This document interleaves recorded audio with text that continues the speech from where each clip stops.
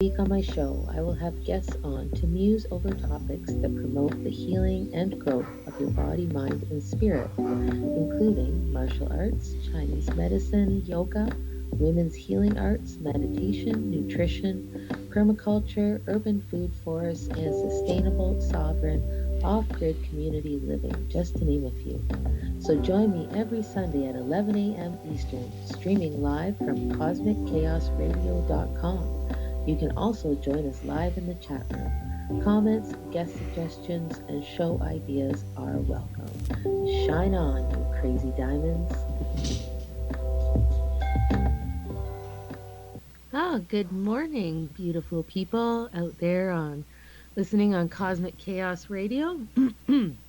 I hope that you are enjoying your Sunday. Where I am, it is sunny and happy, and it's supposed to be 26 degrees today. So, for the rest of my day, after we have our little conversation, I'm going to be out in my yard, gardening, cleaning up, and getting as much vitamin D as I possibly can, because it's not going to be as nice tomorrow. So, soak it up right now while you can get a jump on the spring. Excuse me. So, um, this morning, I have a guest back on again, because we love story time with Stefan, and we're going a little different today. Today we're going to talk about metaphysics and life. So metaphysics, the study of relationship between mind and reality. What reality? Are we living in a matrix? That's a very good question. In a sense, we are, and it is our senses that determine our reality. So today, Stefan is going to explain to us what metaphysics is about and how our senses are windows into reality and how we can improve our senses to better understand reality. This is going to be a very, very juicy conversation. So, welcome back to Mystic Musings, Stefan. Hi, Dixie. Always a pleasure to talk to you. Yes, and likewise with you. And how are you today? Are you going to be enjoying the sunshine today? Yeah, I'm going to be dropping by later. Excellent. I'm going to be putting you to work. No.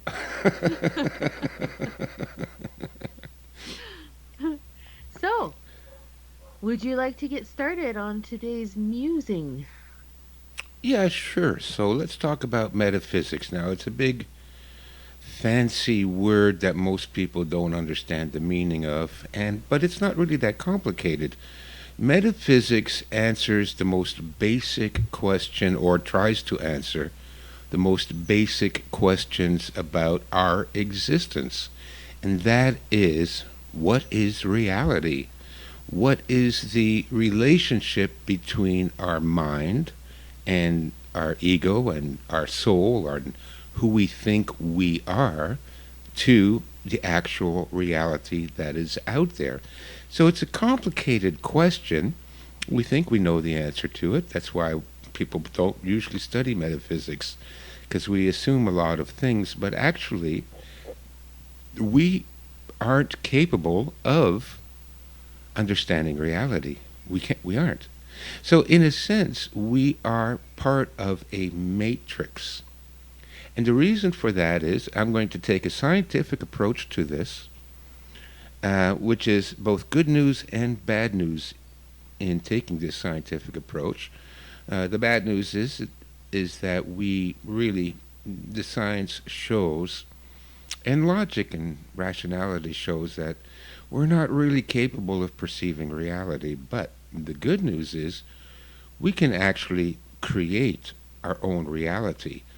Because of this nebulous interaction between our minds and the world out there, we can do things that are on the supernatural level. We can transfer our thoughts, we can read minds, we can sense things about the world because of this relationship between mind and reality. But on the other hand, the first thing that we need to understand is that we don't know what reality is.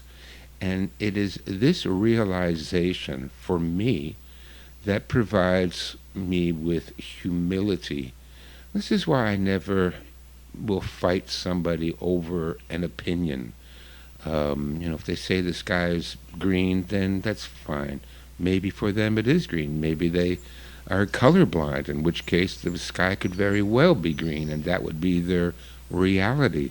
So I'm not married to any of my opinions about life and the world because ultimately we don't know. Now, I'll give you an example of why we don't know. Let's take vision, and for today I'm just going to talk basically about vision and how it works and how it can be influenced and how it interacts with reality. The first thing we need to know about vision is that we can only see a very small sliver of the electromagnetic frequencies that saturate our planet. And that sliver is called visible light. And out of all the electromagnetic frequencies in the universe, that sliver of light only constitutes about 2% of what's out there.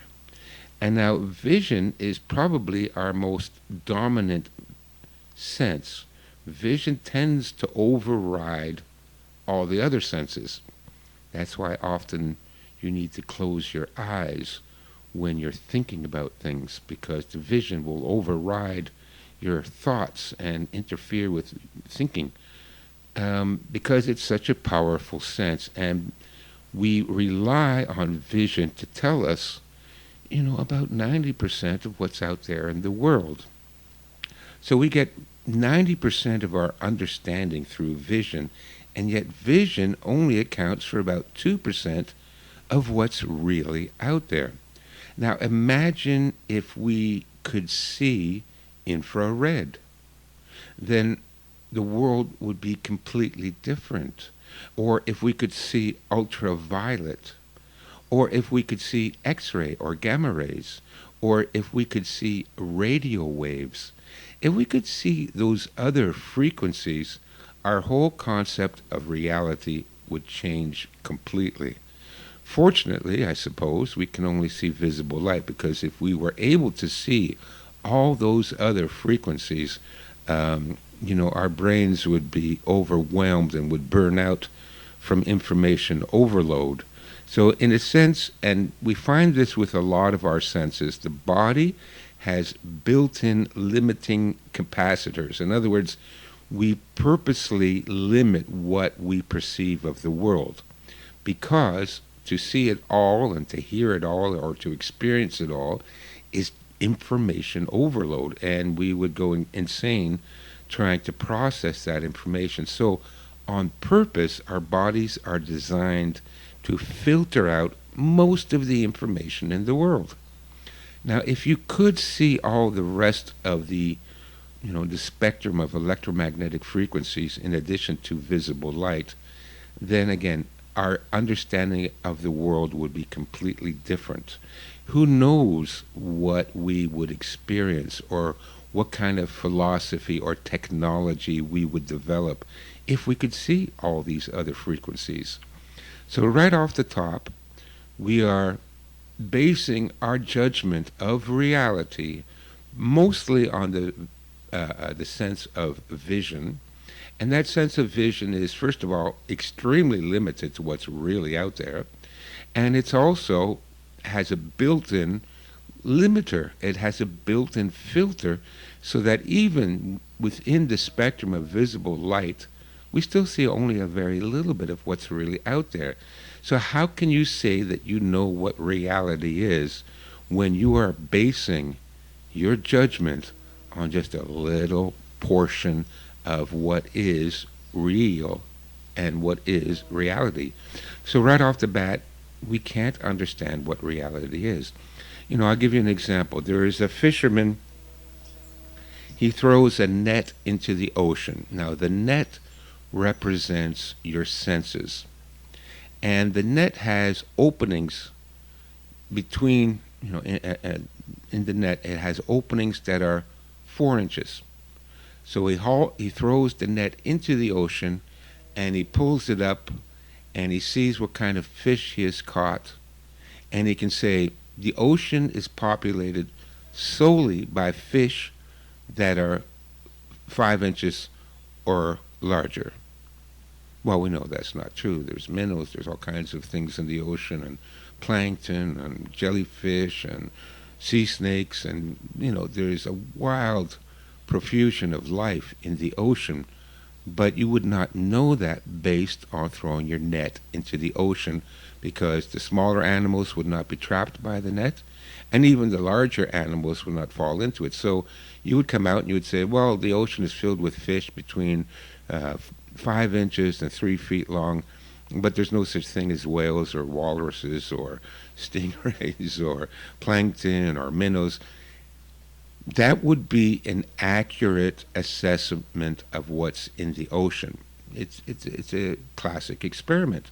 We'll throw the net in, we haul it out. What's in the net? That will tell you what's in the ocean. And to make that statement that the ocean only consists of, fish of a certain dimension would not be wrong. Logic would say that that is a correct assessment. But, of course, we know that the ocean is filled with all kinds of things that aren't represented by what we find in the net. Now, our senses are exactly like that. Our senses go out into the world and it captures sensum.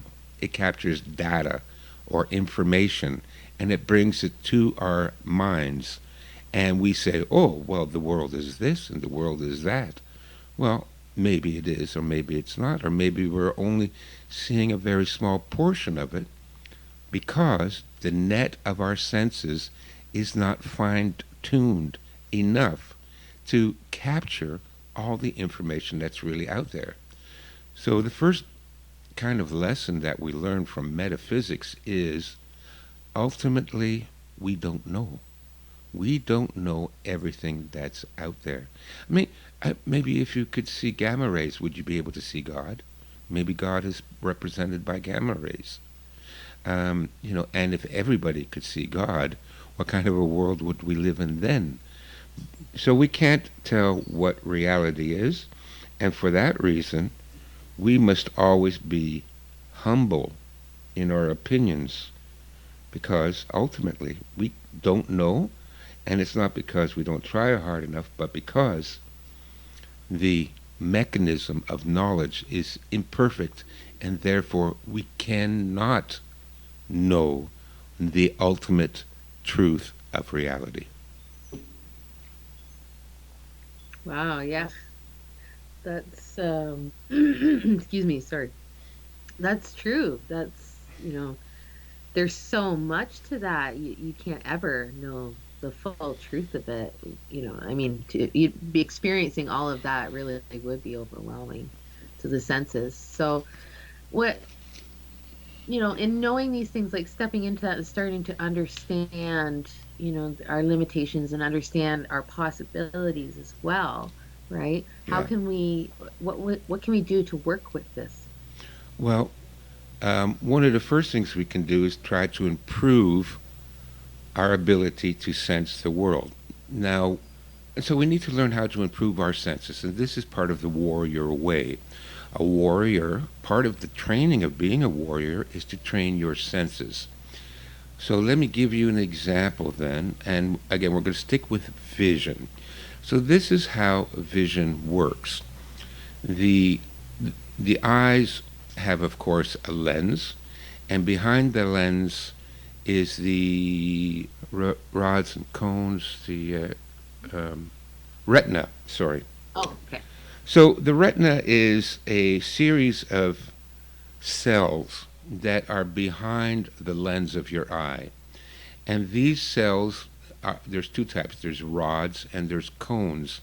And the cones pick up color and the rods pick up movement. And what happens is the light comes in through your lens. And one of the first weird things is that our eyes work like an old-fashioned camera. In other words, the image that is projected onto the retina is upside down. So we actually see everything upside down. But our brains are so clever that it automatically corrects for the orientation. So we see things up and down because our brain automatically corrects for that. But the eyes actually see everything upside down. Now, what happens is the light interacts with these cells on the back of the retina, and these cells create an electrical chemical reaction.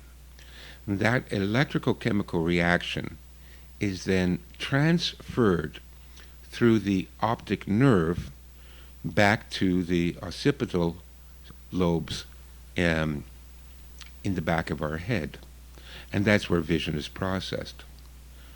And what it is that we look at the world, the light comes in, it's transferred, or transformed, I should say, into a electrical chemical frequency. So it's three things at once. It is a chemical, it also has an electrical charge, and it also has a specific frequency, like a radio frequency. And all of this is transferred into the back of the skull, where that information is then, first of all, the image is flipped, so we see things right side up. And that image is now what we perceive as reality. But it's not reality, it's an electrical chemical frequency. So it's like the Matrix in a sense, because in the movie The Matrix, what they do is they input cables into the humans, and those cables recreate reality by broadcasting a chemical frequency into the brain. So people think it's reality.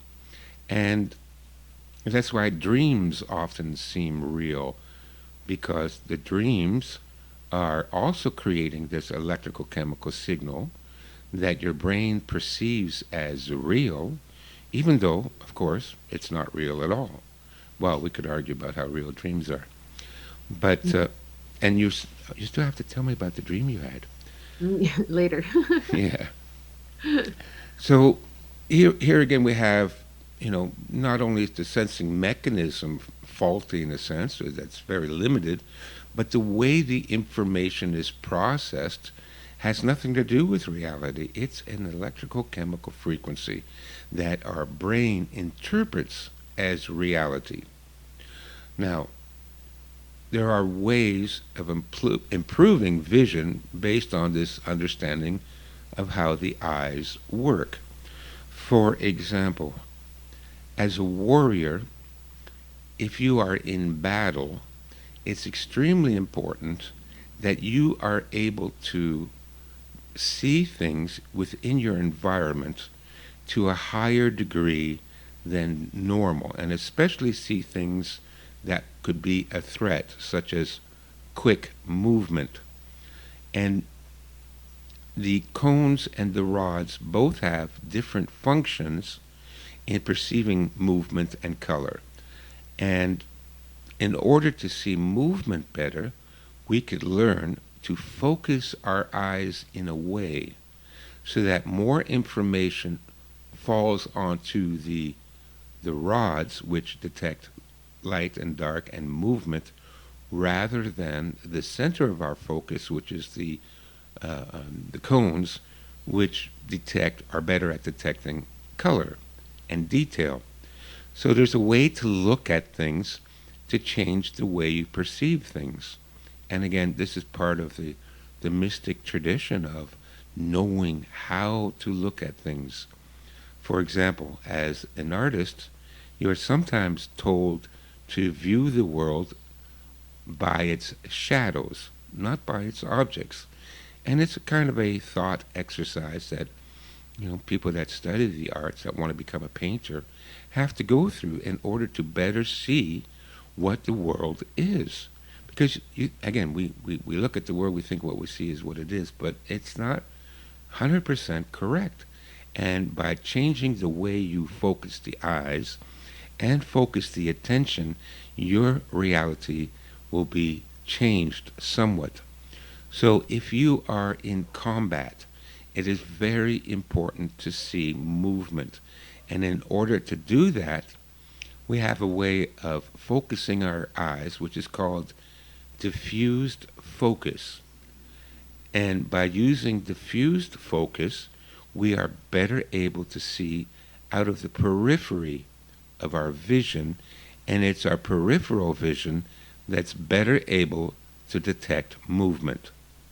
So if I'm fighting an opponent and I'm using the center of my vision to look at his hands or look at his feet or look at his chest, we've had this advice in all the different martial arts school. Where do you look? Well, you look at his chest, you look at his face, you look at here. Well, actually, you don't look at all.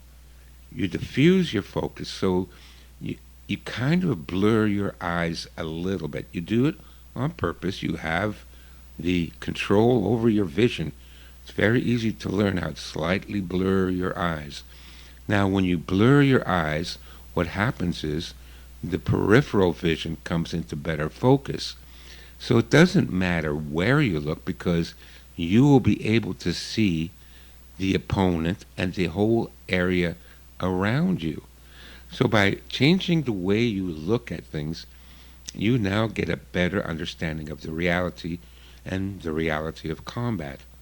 Now, let's say you're out camping and you have to go to the outhouse late at night and it's dark and you're a little bit worried about bears and wolves and things like that. And so you're taking a walk to the outhouse and you want to be able to see better in the dark. Well, again, the diffused focus will allow you to see things better in the dark because the rods on the peripheral of your vision are better able to detect light and darkness. So if you walk through the forest and you're looking at the leaves or you're trying to focus your attention, then you're less likely to see what's really going on around you. And again, if you diffuse the center of your focus, then the peripheral vision comes into play and you are better able to see things in the dark. We've heard about, ninja training. They could see in the dark or, well, yeah, in a sense, you could see in the dark. And that, again, is a matter of focusing your eyes. How you focus your eyes will change the reality, will give you more information, more data coming in about what the reality of the world is. So that's one example of how using your senses and training your senses to better perceive will actually provide you with more information.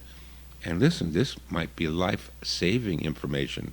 If you're walking through the forest in the dark and your peripheral vision picks up a bear-like shadow in the bushes, well, you're better able to avoid danger. Yeah, exactly.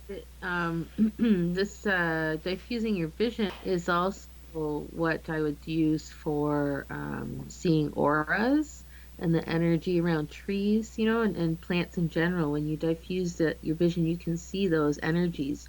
And so like what you're saying, other subtleties that you can't see in general unless you kind of don't look at anything. Yeah, exactly. And I've used the diffused focus to look at auras. If you use your diffused focus and you're looking at a person, after about 10 minutes, you'll start to see a an aura around them. And again, that is a function of your perception, but it's a function that you need to take a little bit of time to train in, and then you'll be better able to perceive things. Yeah, I I found that when I was in college and I was sitting listening to my teacher for hours and there was a whiteboard behind her and I was just staring and kind of zoned out. And that is exactly what I did. And I all of a sudden I was looking at her and I was like, "Huh, that's weird." What happened was I started to see pinks and yellows swirling around her and I actually at the time didn't know what I was seeing. I was confused and I saw these like lights around her, and I kind of blinked my eyes and they went away, and then I looked again and kind of zoned out again, and it happened again. And then later, down the road, I realized what I was actually seeing was her aura, and when she was speaking to us and teaching, and how it was moving and interacting, and just, how I had been staring for so long, not really at her. It just all of a sudden, poof, was right there, and it was unavoidable. It's like you couldn't not see it then, or I couldn't not see it. Yeah. Because the other thing, interesting thing about the senses are the senses abhor a vacuum. And if the senses aren't picking up anything, then the brain will create material to fill the void left by the senses. For example, you know the isolation tank, the flotation tank, where people go into a dark tank and they float in heavily saline water, Hmm. and using that they can meditate to a much deeper level because you're not distracted by other sensory experiences. There's another thing you can do, and I've tried this myself, and it works, and that is you take a ping pong ball and you cut it in half. And you place one half over each eye, and then you keep your eyes open. Now, what happens is the eyes cannot detect anything but a kind of a blank wall of whiteness. You don't see depth, you don't see movement, you don't see color. All you do is see, like a white haze in front of your eyes.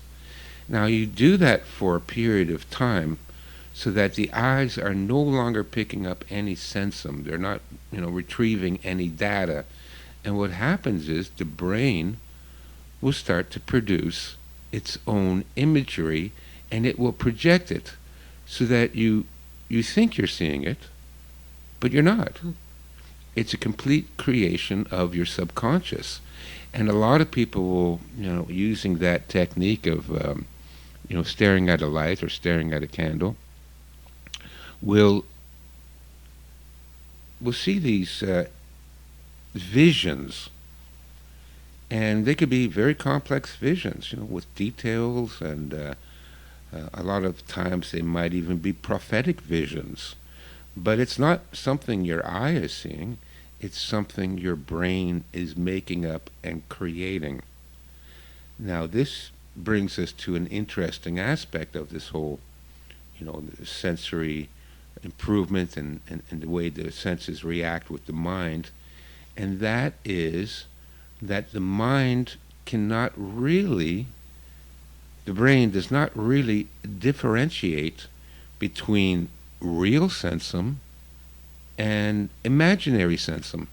So you have those. You could do the same thing. You could set up a room to be like that, but it's more complicated.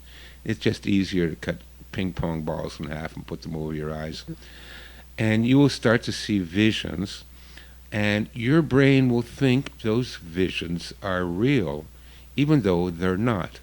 Now, this brings us to an interesting point in our spiritual development. So we know the senses are flawed, and they have a limited capacity to perceive the real world that is out there. But our minds cannot really differentiate between fantasy and reality. So what that means is that guided imagery and visualization will have a real effect on you. You can use your mind to create images and scenarios, and those images and scenarios will have an effect on you as though it were reality. I'll give you an example again from martial arts. When you're learning kata, or when you're learning forms, if you imagine performing those movements in your mind's eye, that imagination will actually train your physical body to do those movements better. There's been numerous studies done on visualization and guided imagery that proved beyond a doubt that visualization is almost as good as reality. There was a famous case done by the Russians on Russian Olympic athletes, and they would divide them, of course, into experimental group, subject group, and placebo group. So, for example, one group, let's say it was uh, um, where you're throwing the shot put, Yep. and they would have one group of athletes actually practice physically the movements. Then they had another group that would only visualize. They wouldn't do any physical exercise. They would just spend the same amount of time visualizing themselves throwing the shot put. And then, of course, the control group did neither. They didn't practice and they didn't visualize.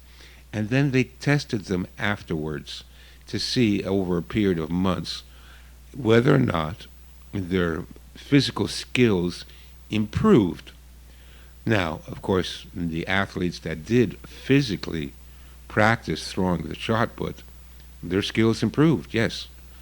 The surprising outcome of the study was that the athletes that only visualized throwing the shot put, their skills improved as well.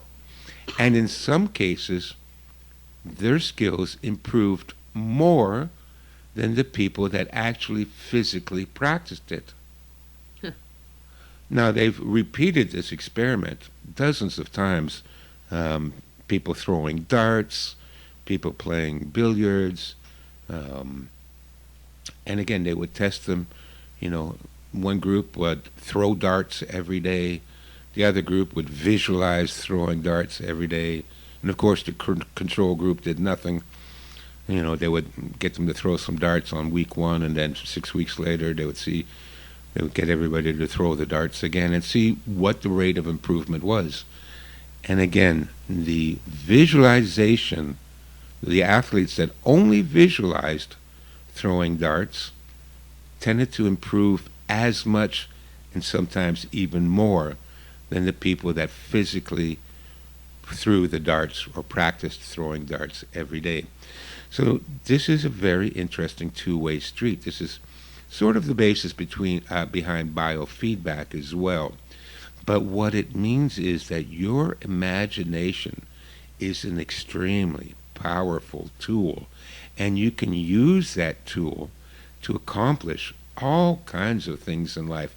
If you want to be a better writer, if you want to be a better athlete, if you want to be a better artist, all those skills that you would like to learn in life would be vastly improved if you spent some time visualizing it.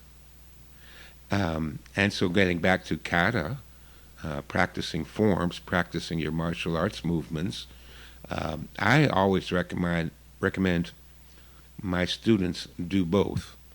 Do the physical movements, practice it physically, but at night, just before you go to bed, just before you go to sleep, you're in bed, you're lying in bed, which is very close to your hypnagogic state, which will also have a more profound effect on your visualization training. But you visualize yourself going through it, and the improvements you will see is huge.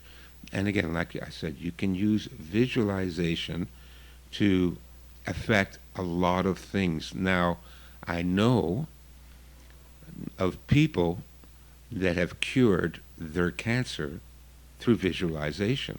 Oh, that's outrageous. That's impossible. That's, it's just something that goes on in your mind. It couldn't possibly affect your body. No, but we know that it does.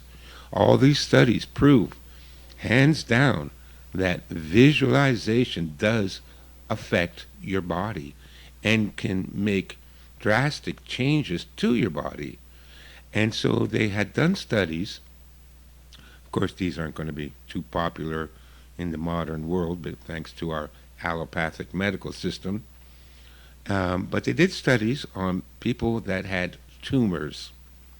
And part of this study was for those patients to visualize the tumor, and they would visualize it as, say, a plant, and they would visualize starving the plant of water.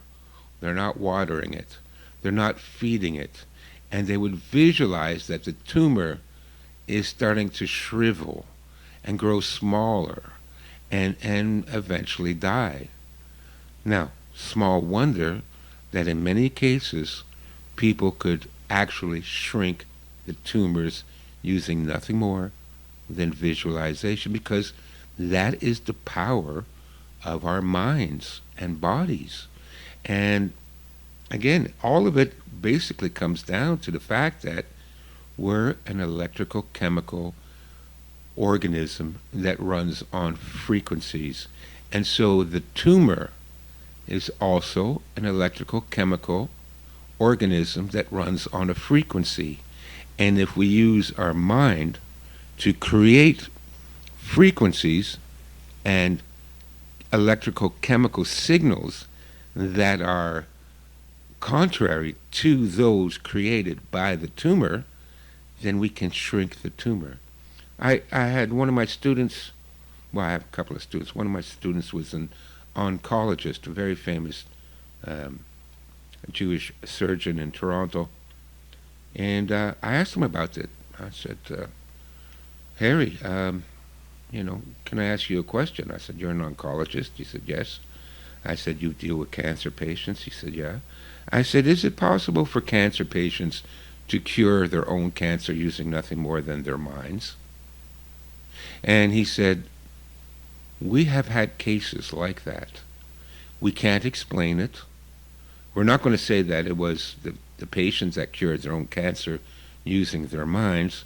He says, but there have been spontaneous, he called it spontaneous remissions that could not be explained because the patients weren't taking, the drugs and the chemicals, chemotherapy, and they weren't getting the surgeries. They were just using their minds, their visualization, and their imagination, and were able to cure.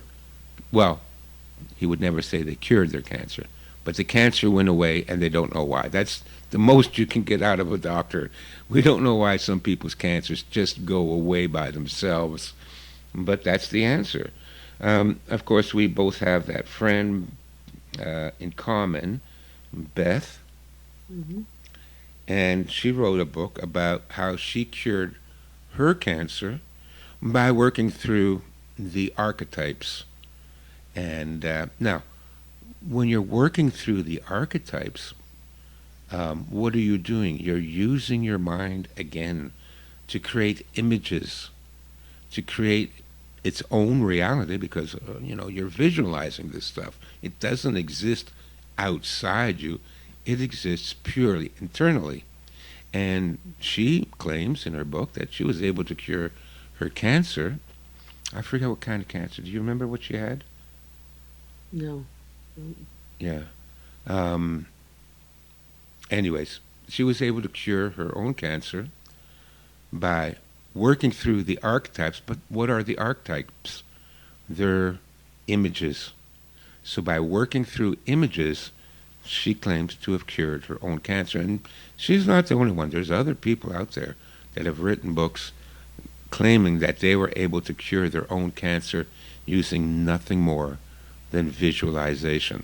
So again, the matrix, we are in a matrix, but we can control the matrix. So you become like Neo in the matrix. Once you understand that you're in a matrix, once you understand that your mind can have a powerful effect on that matrix, whether it's real or not, we don't know what's real or not because we can't know. I think I've established that. We have an imperfect mechanism for perceiving reality. So, but it doesn't matter whether it's real or not. What is the Mm-hmm. outcome? Well, if you visualize that you're training, you become a better athlete. So, is it real? Is it not real? Who can say? What is the result? The result is real. It's measurable. You can see it. You can see, wow, now I can hit the bullseye 8 out of 10 times. Before I could only hit it 4 out of 10 times. So the results are real. You can measure it. So in one sense, that is reality when you can measure the results, the conclusions. But your visualization and what you're doing, working through archetypes and visions, and is that real? I don't know. But what is Well, the results? so you know what's interesting about this is that um, when when you're in practice and doing something, you're experiencing it, and you experience your say mistakes or failings, we'll say, as you try to get better at it, right? And yet when you're visualizing, you only ever visualize you doing it properly and successfully, right? So you're Yes. not actually experiencing those failures until you actually put it into practice. But when you've put in your mind and experienced in your mind as successful so many times, then your that's what you're saying, like your consciousness creates it out of you, right? Brings it forward. And it's kind of interesting too when you start doing something. I've noticed when I was 14, I had this book called, it was, what was it called? Omni. It was a magazine I used to get, and it had Oh, like I a used to I used to watch that, read that magazine all the time. Great Oh, I magazine. loved it. Yeah. And I found this article on meditation. It was the first time I'd ever come across it. And it had described how to do meditation. Hmm. And I took that and I just went, one day I was by myself and I'm like, okay, I'm going to try this because I was really interested in it. And that was one of my most successful meditations ever because it was like, I just went right into it and I experienced it like it was written out for me in the thing, right? And after that, though, then it became more difficult. So what I found is that when you don't have that first expectation, you just go, "Oh, I'm just going to do this," and you just do it, right? You can have a lot of success with that. And then after, it was like, "Okay, this is going to happen again, just like this," right? Except that it doesn't exactly happen that way again. So then you start to feel that kind of like, "Okay, wait, this isn't working right." So there's something about that where we put limitations on ourselves through Yes. the experience if it doesn't go exactly as we think. However, if we do, if we train ourselves as you're saying, then the likelihood is that we'll be successful at it and continue that way. So we miss out on that whole kind of, learning curve. Sure. Yeah. And the whole visualization, that is meditation as well. There are Yeah. different types of meditation, and they all have a different purpose and can accomplish different things. Um, but what you're talking about, yeah, absolutely. There's another thing that takes place in the brain, and it's called inference. Inference is where your expectation influences the outcome. So what you expect will alter reality so that your reality matches your expectation.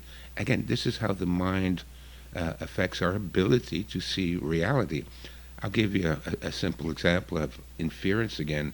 Let's take the analogy or the story of walking through the woods at night to the outhouse. Let's say that before you left the cabin, the people in the cabin said, "Oh, by the way, be careful, there's a bear roaming around here."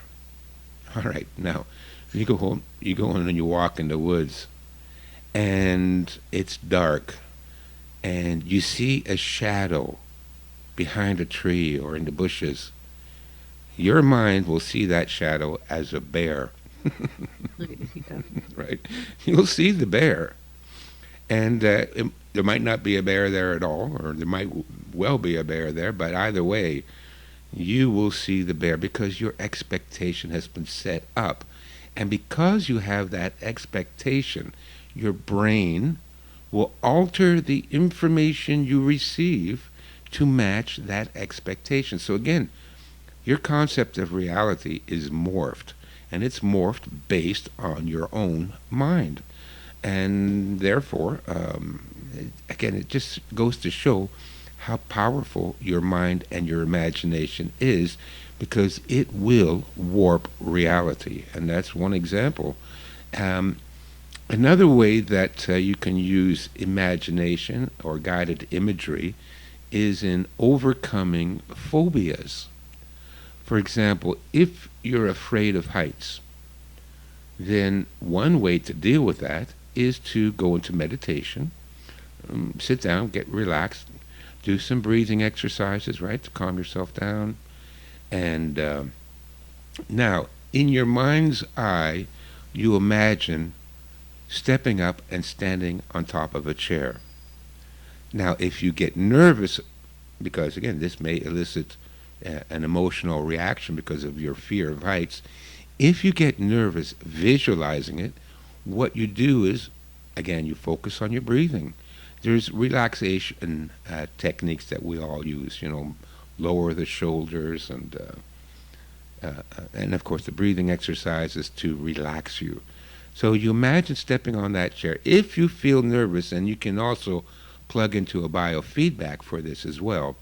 I use a GSR machine myself, which is a galvanic skin response meter, which is one of the sensors that they use when they give you a lie detector test.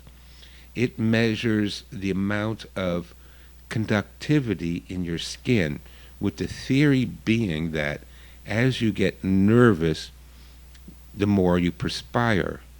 And the more you perspire, the less resistance electricity will have traveling through your skin. Yeah.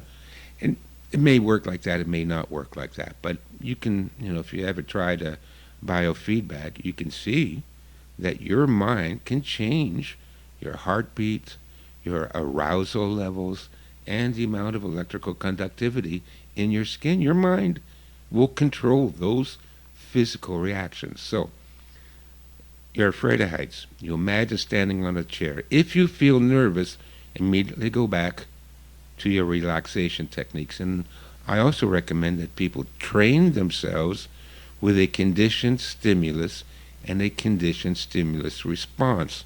For example, you can train yourself to say, let's take a word like, or a phrase like cool moss, or warm beach, or sunny day, something like that, that automatically makes you feel kind of relaxed. Anyways, you combine that with relaxation techniques.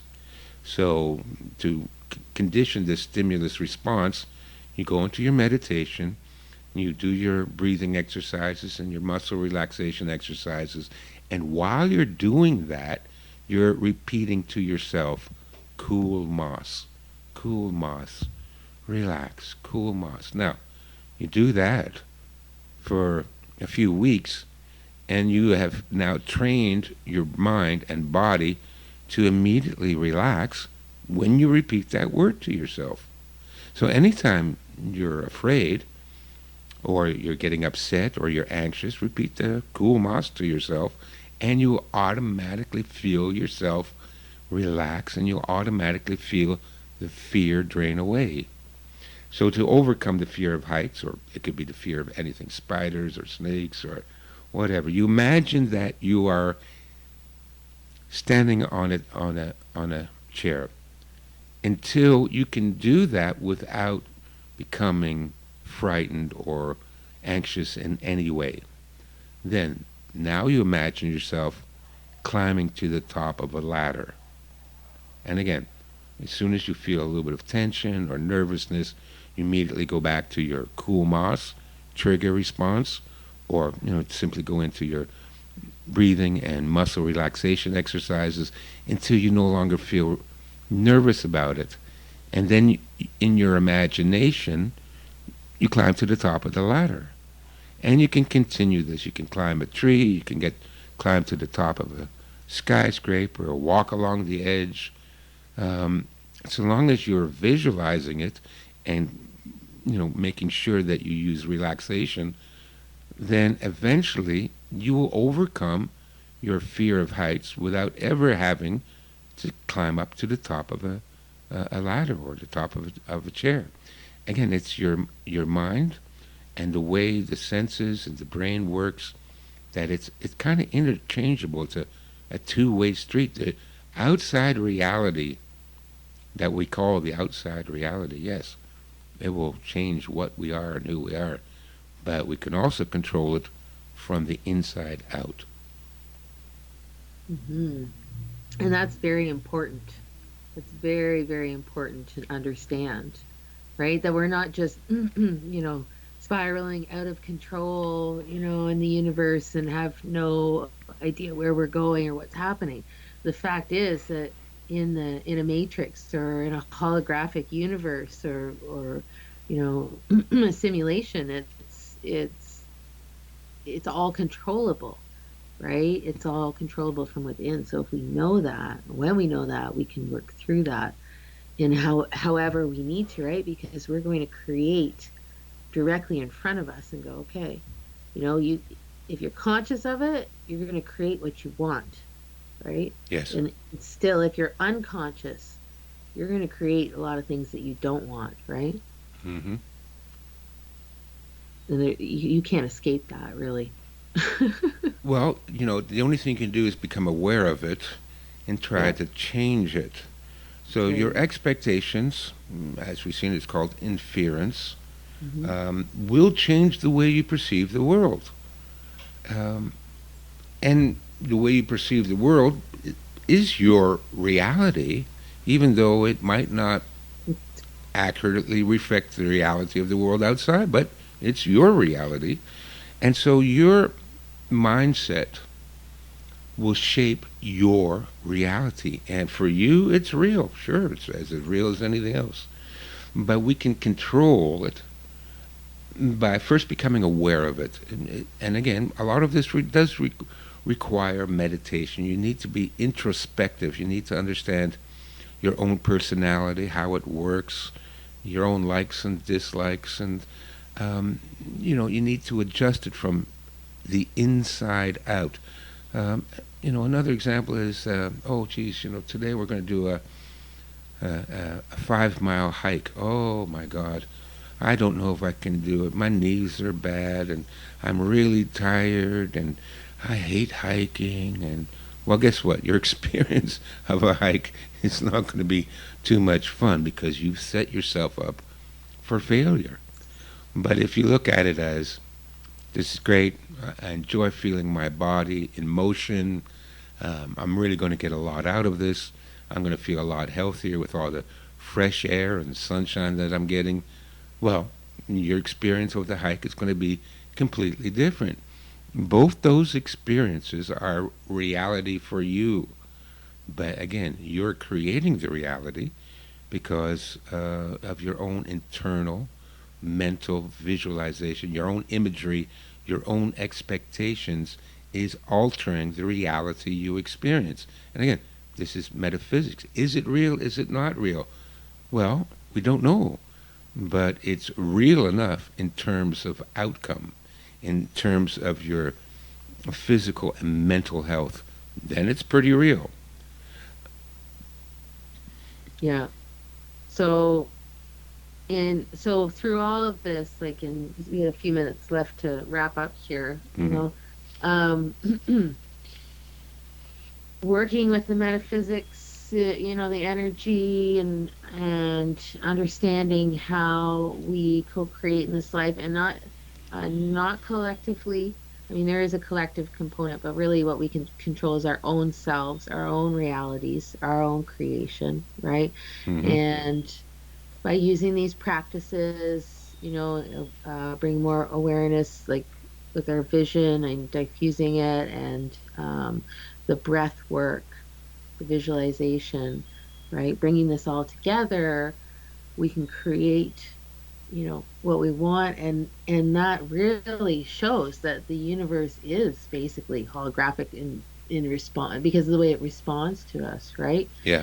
So when we continue to do that and see the results, we can really direct our lives in any way we want by doing very simple techniques and also even with other people, right? Because there is a collective energy that you can put together to create together if you're doing that consciously as well.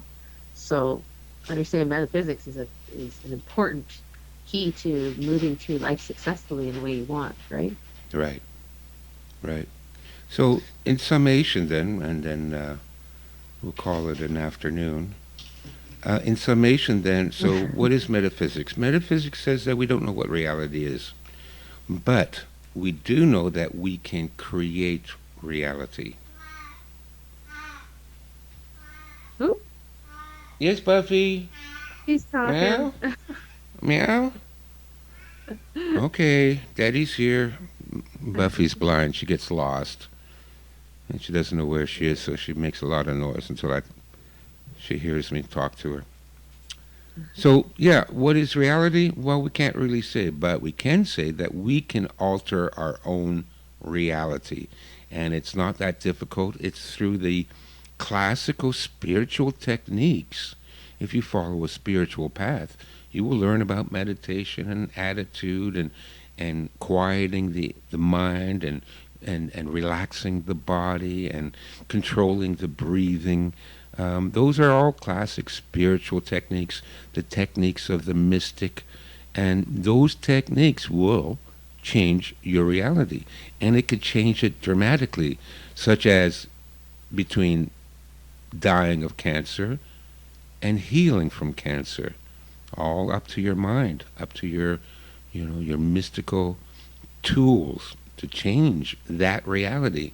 So one reality is you're dying of cancer, but you can change that, and the other reality is that you've cured your own cancer. So it's a very powerful thing. That's why metaphysics is, in a sense, very important to understand. That's why I never doubt people. People say, well, I was picked up by aliens and brought to a spaceship. Well, I don't know. I doubt it. Me, personally, I had no aliens that picked me up, even though I've been out there in the park every night for 50 years calling to the mothership. I'm done. Come pick me up. Where's the mothership? Never happened. Nobody's ever picked me up. But I'm not going to doubt the experience of other people that say they have been picked up by aliens. Maybe they have. Again, because I don't know what their reality is. I can't barely tell what reality is, anyways, because that's what metaphysics teaches us. We've got a rough grasp of what it is, but I can't say they're wrong. Maybe they saw Bigfoot. How do I know? I don't believe in Bigfoot. Personally, I have all kinds of scientific reasons why I don't, but maybe they do. Maybe their reality for them is real, and in their reality, Bigfoot exists.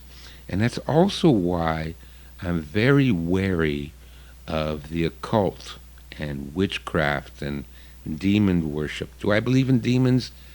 I don't know. I don't know. But I do know that if you do believe in demons, you will create them, and they will be a reality. Witchcraft and magic and curses and zombies, all of that could very well be real for certain people. And so that's why I don't play with those things, because you can create that reality, and now that reality can get out of control, especially if you delve too much into the spirit world. Then you're creating all kinds of demons that they'll be real. They are real. They're Mhm. real for you. So that's why I stay away from that stuff. But on the positive aspect, whatever you want to accomplish in life, using your mind to visualize it is the number one technique for success. All right. Awesome. Well, thank you very much, Stefan, for coming on and having another very intriguing and enlightening conversation. And we'll be having you back again in the future. And just for anybody who's listening, check us out again on Sundays, Cosmic Chaos Radio at 11. And you can also catch the recording on Anchor FM or Spotify. So enjoy the rest of this lovely, lovely Sunday and make sure you are consciously creating your life every day. Have a wonderful weekend. Goodbye.